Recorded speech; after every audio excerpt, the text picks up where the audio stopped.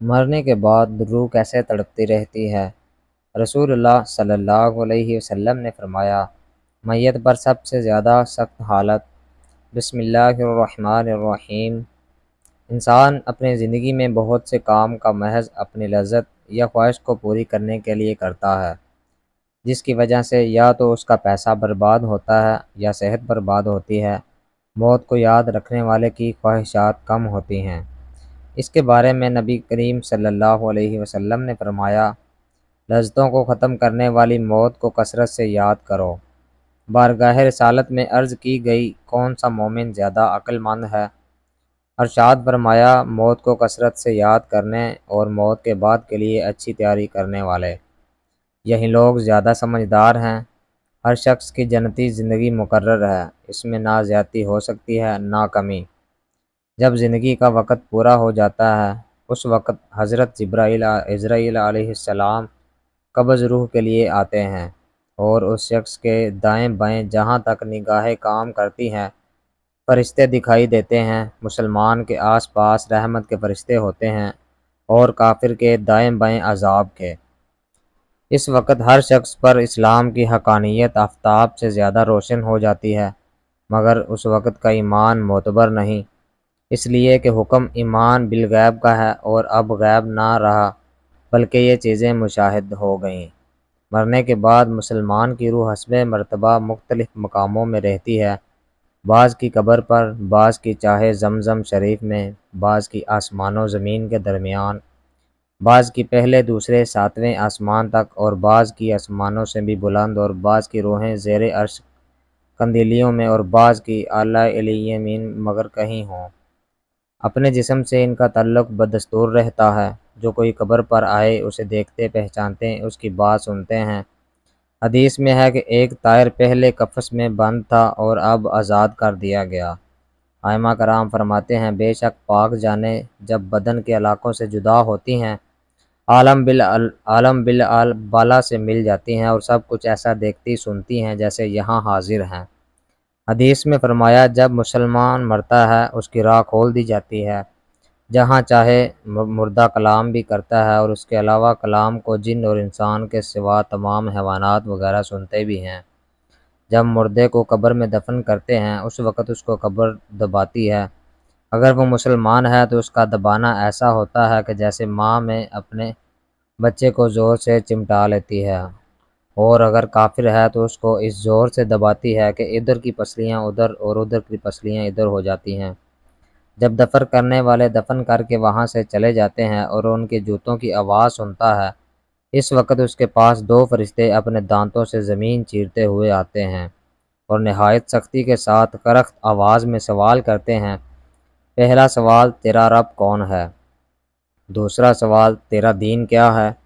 تیسرا سوال، ان کے بارے میں تو کیا کہتا تھا؟ مسلمان ہے تو پہلے سوال کا جواب دے گا، میرا رب اللہ ہے، اور دوسرے کا جواب دے گا، میرا دین اسلام ہے، تیسرے کا جواب دے گا، وہ تو رسول اللہ صلی اللہ علیہ وسلم ہیں۔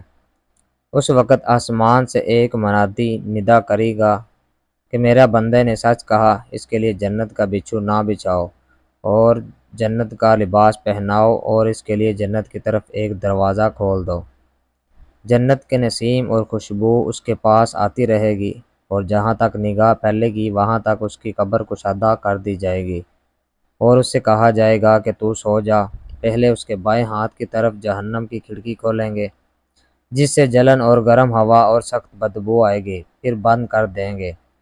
اس کے بعد ذہنی طرف سے جنت کی کھڑکی کھولیں گے اور اس سے کہا جائے گا کہ اگر تو ان سوالوں کے جواب نہ دیتا تو تیرے واسطے وہ تھی اور اب یہ ہے، تاکہ وہ اپنے رب کی نعمت کی قدر جانے کہ کیسے بلائے عظیم سے بچا کر کیسی نعمت عظمہ عطا فرمائی۔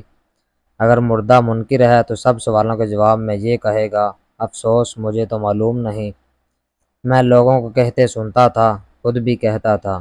اس وقت ایک پکارنے والا آسمان سے پکارے گا کہ یہ چھوٹا ہے، اس کے لیے آگ کا بچھو بچھاؤ اور آگ کا لباس پہناؤ، اور جہنم کی طرف ایک دروازہ کھول دو۔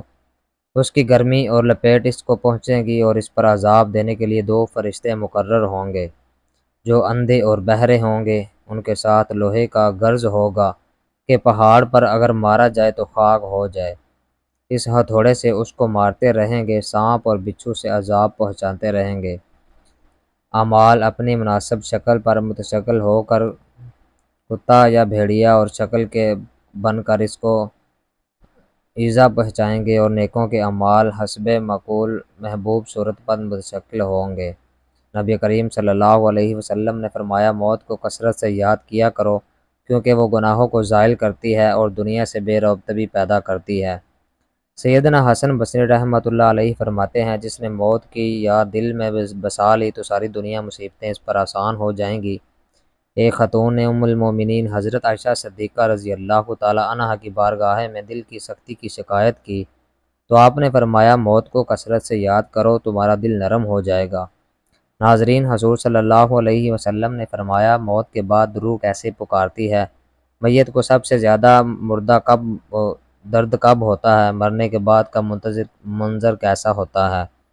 جانیے اس ویڈیو میں۔ حضرت زید سے روایت ہے کہ نبی کریم صلی اللہ علیہ وسلم نے فرمایا کہ میت پر سب سے زیادہ سخت حالت اس وقت ہوتی ہے جب کہ غسل دینے والا اس کو نہلانے کے لیے آتا ہے، اس کی انگلی سے انگوٹھے اتارتا ہے، جسم سے لباس اتارتا ہے، سر سے عمامہ جدا کرتا ہے، اس کی روح بے چین ہو کر فریاد کرتی ہے، جس کی آواز جن و وانس کے سوا سب سنتے ہیں، اور کہتی ہے، اے نہلانے والے، تجھ کو خدا کی قسم میرے کپڑے بہت نرمی سے اتارو، کیونکہ ملک الموت کے پنجے کی تکلیف سے مجھے پوری طور پر ابھی آرام نہیں ملا۔ پھر جب اس کو تختے پر لٹا کر اس پر پانی ڈالا جاتا ہے تو روح چلاتی ہے، اے نہلانے والے، خدا کے واسطے میرے جسم کو قوت سے ہاتھ نہ لگا، کیونکہ وہ جان کنی کی سختی سے زخمی اور چور چور ہو رہا ہے۔ پھر جب نہلا کر اس کو کفن پہناتے ہیں اور پاؤں کی طرف سے باندھتے ہیں تو روح کہتی ہے، اے غسل دینے والے، خدا کے لیے ابھی سر کی طرف سے میرے کفن میں گرا نہ لگا، تاکہ میری بیوی، بچے اور تمام رشتہ دار دنیا میں آخری بار میری صورت دیکھ لیں، کیونکہ آج میں ان سے بچھڑ رہا ہوں اور اب قیامت تک یہ میری صورت نہیں دیکھیں گے۔ پھر جب اس کا جنازہ تیار کر کے گھر سے باہر نکالا جاتا ہے تو روح پکارتی ہے، اے جنازہ اٹھانے والوں، خدا کے واسطے ابھی جلدی نہ کرو، تاکہ میں اپنے بال بچوں اور عزیز و اقارب سے رخصت ہو لوں۔ اے جنازہ اٹھانے والوں، میں اپنی اولاد کو آج یتیم اور بیوی کو بیوہ چھوڑے جاتا ہوں، خدا کے لیے میرے بعد ان کو تکلیف نہ دینا۔ میں اپنا گھر اور مال و اسباب دوسروں کے لیے چھوڑے جاتا ہوں، اب یہاں کبھی واپس نہیں آؤں گا اور قیامت تک کسی کی صورت نہ دیکھوں گا۔ پھر جب جنازہ اٹھا کر چلتے ہیں تو میت کہتی ہے، اے میرے بھائیوں، میں نے آج تک جو کچھ مال و اسباب جمع کیا تھا وہ صرف وارثوں کے لیے تھا، آج ان میں سے کوئی میرے گناہوں کا ذرا بوجھ بھی نہیں اٹھا سکتا، ہر چیز کا حساب مجھ سے لیا جائے گا اور میرے وارث کھائیں گے اور اڑائیں گے۔ پھر جب نماز جنازہ کے بعد دفن سے پہلے کچھ لوگ اپنے اپنے گھر جانے لگتے ہیں تو میت کہتی ہے، اے میرے بھائیوں، خدا کے واسطے ابھی ایسا ظلم نہ کرو، مرنے والا تم سے مایوس تھا اور تم دفن سے پہلے لوٹے جاتے ہو۔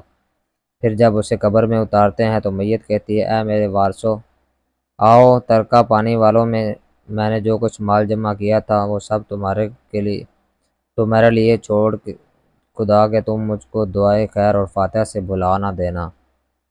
بزرگوں کا قول ہے کہ آخرت کی منزلوں میں سے سب سے قبر پہلی منزل ہے، اگر اس منزل میں نجات پائی تو اس کے بعد کی منزلیں بہت آسان ہیں، اور اگر یہاں عذاب میں مبتلا ہوئے تو آگے چل کر اس سے زیادہ سختی ہوگی۔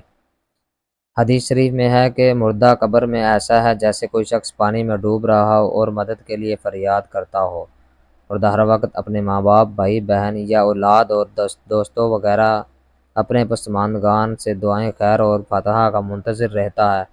جب اس کو اس کے پسماندگان کی طرف سے کوئی تحفہ ثواب پہنچتا ہے تو اس کے لیے تو جو کچھ دنیا میں ہے اسے محبوب و مرغوب ہوتا ہے، اور اللہ تعالیٰ کے رشتہ داروں کی دعائیں خیر کے ثواب کو قبرستان والوں اور پہاڑوں کے برابر داخل فرماتا ہے۔